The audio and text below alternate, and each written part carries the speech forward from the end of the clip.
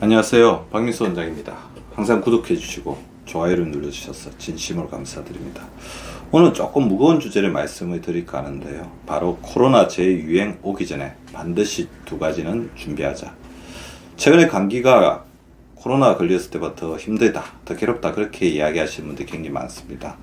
우리가 지난 3년 동안은 거리두기도 굉장히 열심히 하고 마스크도 많이 쓰고 있었기 때문에 감기에 잘 안 걸렸죠. 그러니까 이제 감기 바이러스가 걸리게 되면 이전에 우리가 획득했던 면역력이 굉장히 약해져 있는 상태이기 때문에 굉장히 심하게 증상이 온다는 거죠. 목이 아프거나 목이 쉰 상태가 뭐 한 달 정도 가시는 분들도 많습니다. 제가 계속해서 이야기했던 주제이긴 한데 코로나 롱 코비드 신드롬, 코로나 장기 후유증 환자들 지금도 많습니다. 코로나 걸리고 난 다음에 아직도 기침이나 뭐 가래가 있다든지 간헐적인 기침은 굉장히 하죠. 머리가 텅 빈 같은 브레인 포구 증상, 그 다음에 만성 피로, 그리고 입맛이 굉장히 떨어졌는데 그게 잘 안 돌아와서 소화불량으로 인해 가지고 체중이 아직까지 회복이 되지 않는 분들이 간혹적으로 이제 굉장히 많이 볼 수가 있는데요.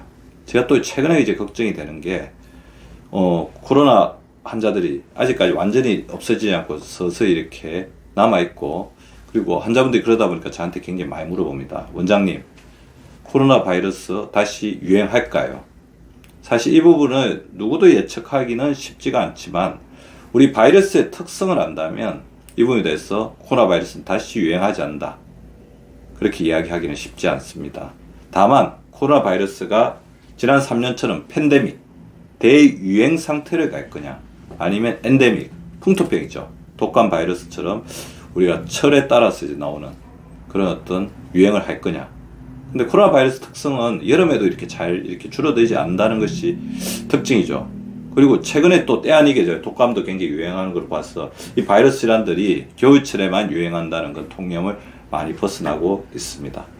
따라서 대유행이냐 아니면 풍토병적 유행이냐, 그 두 개의 갈림길은 남아있지만 코로나 바이러스가 추후에 조금 더 큰 규모의 유행을 할 가능성은 충분히 있고 우리가 그것을 대비를 해야 됩니다. 대비를 한다고 해서 특별하게 우리가 손해볼 것은 전혀 없거든요.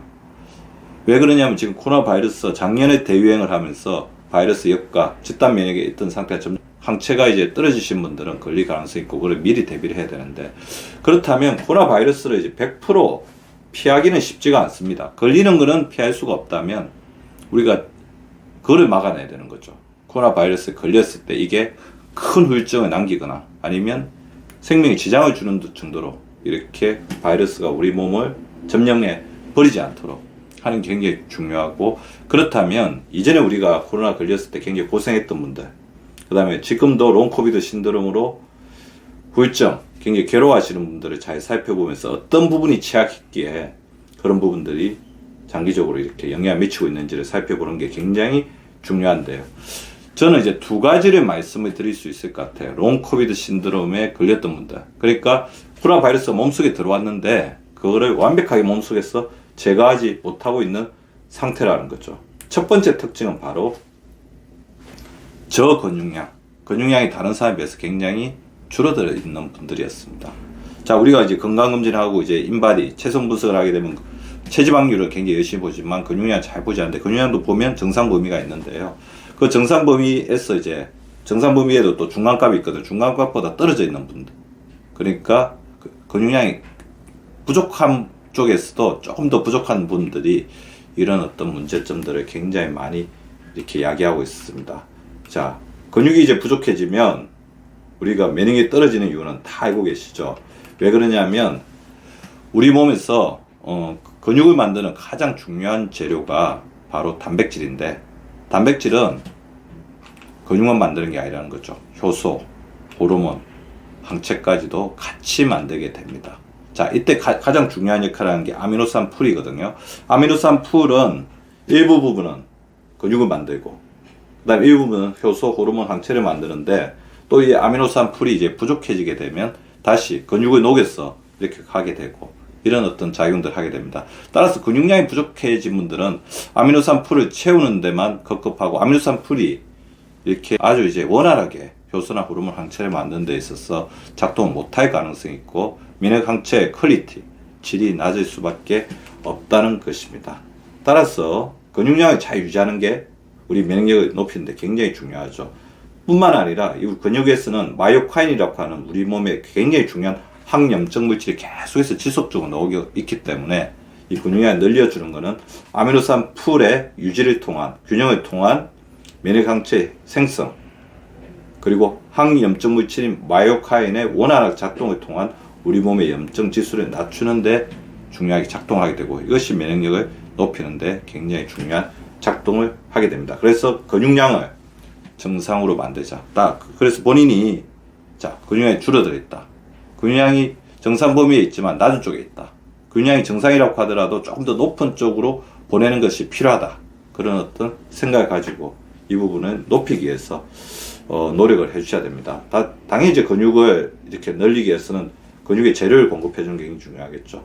단백질을 원활하게 잘 섭취해 주는 게 중요합니다. 아미노산 풀을 충분하게 채워주는 게 중요합니다.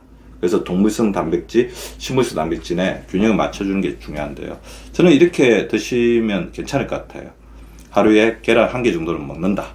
그리고 일주일에 3회 정도는 동물성 단백질, 소고기, 돼지고기, 닭고기, 자기가 좋아하는 그런 고기 종류를 드신다. 물론 이제 고기를 먹을 때는 이 동물성 단백질에 있는 지방이 우리 몸에 염증을 일으키지 않고, 그러니까 단백질이 우리 몸에 원활하게 작동할 수 있도록 식이섬유가 풍부한 채소를 같이 이제 드셔주시면 굉장히 도움이 될 것 같고요. 식물성 단백질, 콩이라든지 견과류도 원활하게 먹어주는 게 굉장히 중요할 것 같습니다.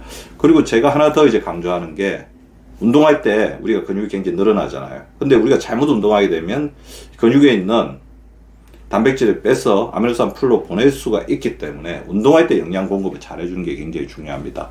운동 전에는 수분 보충과 함께 탄수화물 섭취와 단백질 보충을 함께 할 수 있는 간식을 섭취해 주면 좋을 것 같아요.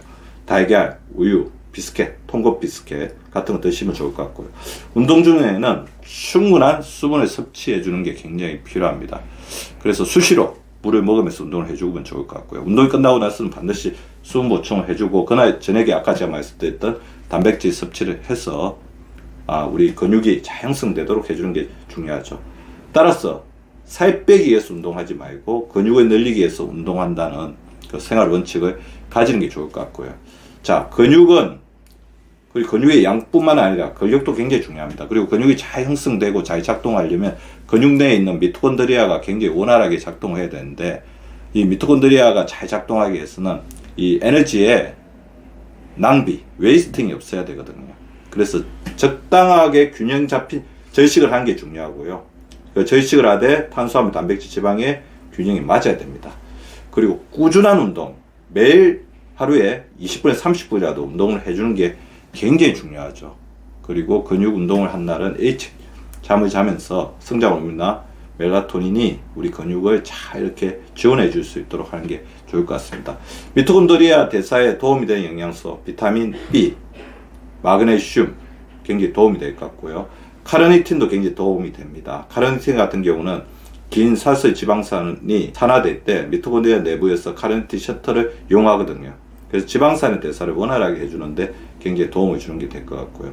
비타민 B와 마그네슘 같은 경우는 그대의 영양소를 분해했을 때 아세틸코에를 합성하는 단계에서 필요한 영양소가 될 것 같습니다. 혈액순환이 좀 잘 안 되고 그러신 분들은 아르기닌 자체가 또 도움이 될 것 같습니다. 그래서 근육을 지금부터 늘리겠다, 그렇게 해주시면 좋을 것 같고요. 자, 좋아졌는지 보려면 근육량 체크해 보면 되는데 근육량은 금방 그렇게 변하지는 않는 것 같습니다. 근데 비만이신 분들이 난 체중이 좀 줄었는데 근육이 그대로이다면 굉장히 좋아진 거죠. 체중이 줄었는데 체지방이 좀 좋아졌다, 근육량이 좀 줄더라도, 그러면 그것도 굉장히 좋은 겁니다. 정상 체중이었으면 약간 체중이 증가된 느낌이 있을 수도 있어요. 근육이 형성되면서. 자, 그 다음에 근력이 좋아지죠. 온몸이 아프던 게 좀 줄어들고, 물론 운동하고 난 다음 날은 좀 아플 수가 있으나 아프던 게 좀 줄어들면서 우리 허리에 힘이 들어간다든지 복근에 딱 솟해지는 그런 느낌을 좀 가질 수가 있을 것 같고요. 자, 두 번째, 코로나 재유행이 오기 전에 준비해야 되는 가장 중요한 거, 우리 면역세포의 가장 중요한 본산이라고 할 수 있는 바로 장에 있는 마이크로바이옴입니다.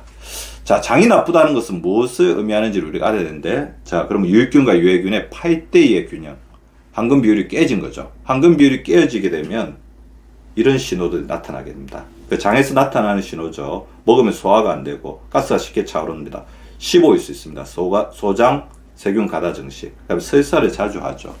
자, 그리고 이게 장에서 어떤 이 염증이 심해지면서 장의 마이크로바이옴의 균형이 깨지면 굉장히 피곤하다든지 이유를 알지 못한 염증이 생기고, 특히 이제 피부 쪽에 염증 반응이 나타나게 됩니다. 알러지 질환이라든지, 그러니까 피부 발진이나 여드름, 섭진, 피부 트러블이 생길 수가 있죠. 우리 몸이 염증 상태에 되면서 굉장히 불안해지든지, 아니 브레인 포그 상태, 그 다음에 전반적인 어떤 에너지가 떨어지는 상태를 유발할 수가 있고요. 이런 것들이 일으킨 데 있어 가지고 굉장히 중요한 작동을 하는 게 APS, 리포 다당류죠. 지지가 당이 결합한 것으로 내독소라고 불립니다. 자, 이 굉장히 이게 전파력이 뛰어나고 우리 몸 곳곳에 다 가서 뇌세포에까지 가서 치매와의 연관성을 유발할 정도가 됩니다. 따라서 장을 잘 지킨다는 것은 이런 어떤 유해물질인 리포다당류 같은 어떤 염증 인자들이 우리 몸에 퍼지지 않도록 이제 막아주는 것들을 해주는데 굉장히 중요한 장점이 있죠. 더불어 우리가 장을 잘 지켜서 유익균이 늘어나게 되면 유익균이 식이섬유를 만났을 때 만들어내는 단세지방산 같은 경우는 APS, 리포다당류하고는 굉장히 반대되는 작동을 하죠. 항산화 작용, 그다음에 항암 작용, 그다음에 비만을 억제하는 작용, 이런 작용들을 하면서 이런 우리 몸의 근육을 늘리는 데도 굉장히 중요한 작동을 하고요. 특히 이 단세지방산은 우리 근육 속에 에너지가 잘 들어갈 수 있도록 하는 게이트를 열어주는 역할을 하기 때문에 근육이 잘 형성이 되지 않은 분들이라고 하면 이 마이크로바이옴의 균형, 특히 자기한테 맞는 유산균을 잘 섭취하는 게 중요합니다. 그래서 장을 살리는 영양 5단계는 제가 누누이 말씀드렸지만 매우 중요하다고 할 수가 있는데요. 첫 번째, 고탄수화물, 혈당 지수가 지나치게 높은 정제탄수화물, 고지방식이, 수분 섭취가 부족해지는 만성탈수, 이 세 가지는 반드시 피해야 하고요. 소화가 잘 돼야 됩니다. 소장, 대장, 그리고 위는 연결되어 있거든요. 그래서 소화효소가 풍부한 음식을 먹어서 위에서부터 잘 소화된 음식들이 소장, 대장으로 내려가서 유익균의 먹이가 되도록 하는 게 중요할 것 같고요. 지금부터라도 자기에게 맞는 유익균, 유산균을 찾는 게 굉장히 중요할 것 같습니다. 먹었을 때 속이 편안해지면서 아까 제가 말씀드렸던 여러 가지 어떤 신체 내외적인 어떤 반응들이 좋아지는 것들을 경험하는 게 굉장히 중요할 것 같고요. 본인이 아까 했던 만성염증의 포커스가 장인 같다, 장점만이 굉장히 약한 것 같다 하시는 분들은 필수지방산인 오메가3, 글루타민, 아연이나 세리늄 같은 미네랄들이 이런 걸 메꿔주는 역할을 하게 되고요. 비타민 D도 도움이 될 것 같습니다. 근데 무엇보다 중요한 것은 우리 생활의 어떤 밸런스가 맞았을 때가 됩니다. 장이 움직이려면 장이 원활하게 잘 움직여야지 마이크로바이옴이 굉장히 편안해지는데 우리가 운동을 해야 되거든요. 하루에 7,000보 이상 꾸준하게 걸어주면서 일주일에 3일 이상 숨차고 땀난 운동을 해주는 게 중요할 것 같고요. 하루에 7시간 이상 수면을 취해주셔야 됩니다. 자, 그러면 나의 마이크로바이옴이 좋아졌느냐 어떻게 알 수 있습니까? 바로 변을 확인하시면 되죠. 황금빛의 바나나처럼 예쁜 모양의 변을 보고 있는지 반드시 확인하시고요. 그럼 변을 보기 위해서 제가 아까 말씀드렸던 5R 우리 원칙을 잘 실천하고 있는지를 지속적으로 확인해 보는 것이 중요합니다. 물론 이제 코로나 바이러스 재유행이 안 오기를 저를 바라고 있고, 그렇지만 여러 가지 증상상 다시 유행할 수밖에 없는 그런 어떤 바이러스 역학이라고 한다면 우리가 면역력을 잘 키워서 이런 코로나 바이러스가 자기를 엄습했을 때 자기를 해칠 수 있는 가능성을 거의 제로화 시키는 게 매우 중요하다는 것입니다. 그래서 오늘 근육량과 마이크로바이옴을 말씀을 드렸으니까 우리 구독자님들 잘 실천하셔서 그런 코로나 바이러스로부터 인한 피해를 입지 않는 그런 올해 한 해가 되시기를 진심으로 바랍니다. 시청해 주셔서 감사합니다. 고맙습니다.